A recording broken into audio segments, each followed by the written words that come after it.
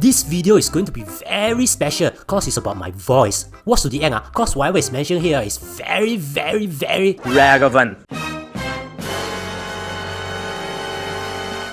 So recently I was reading the Straits Times when I saw this. Since I checked if BuzzFeed has brought over Straits Times or not. Why the heck did my favourite minister of state do this How can? You all see what the heck is wrong already or not? Since right? The collar is supposed to be on the neck, not on the up. Now, jokes aside, if you want to test it as a human, don't put it on your neck. So, what happened You see, this MP from Yishun, Mr. Louis Ng, has been fighting for animal rights in Parliament since the day he has his center parting hairstyles, which is like forever. Back in 2020, he has already asked the government on whether they will consider banning electric colon, also known as e-colon, for training. The National Development Minister, Desmond Lee, they say that the issue is being studied. So, on 7 March 2024, Louis Ng asked for an update about this. To highlight his tenacity, he even said this. Hello, Senior Minister of State, why still not banned? You own self also use the electric collar yourself, and they know how painful it is, Suffering, bro. I think he said that in standard English, super polite one, but never mind, you get the idea. So that was when the Senior Minister of State for National Development got a shock, cause he didn't post his attempt anywhere, but say that he indeed got try on himself how to feel the pain and stop at level 7 cause it's painful. So, and he also updated about the issue. In the coming months, there will be guidelines and discussion on whatnot will continue. So, what the heck is e-colon? This is usually used for dogs for training. There are some for cats too, but I'll talk about that later. How it works is simple. It's a colon that can send electric shock. You can use it manually by using a remote to deliver the electric shock to the dog when he does something that you don't want him to do, you're barking excessively or walking to a forbidden area.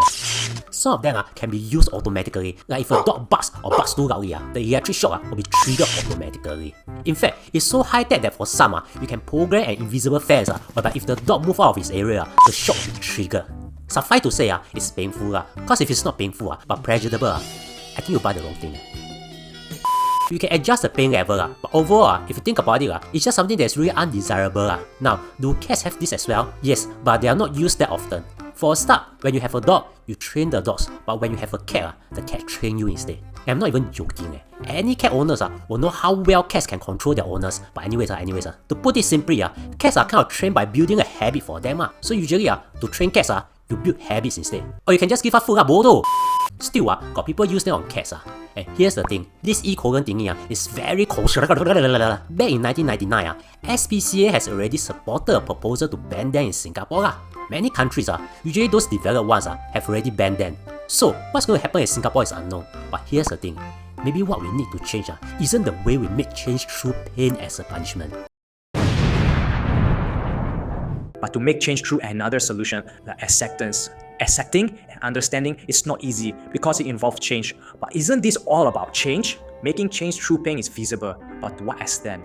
Remember, pain is temporary, acceptance is forever. When you all say such painful words to me, do you all even think of my feelings? Did you all even try to accept? You all just check out the videos in the description and read the comments. I guess we'll do a good job. I wasn't even given the choice to. Sorry. If you think you have learned something, consider subscribing and also watch this video to be slightly smarter.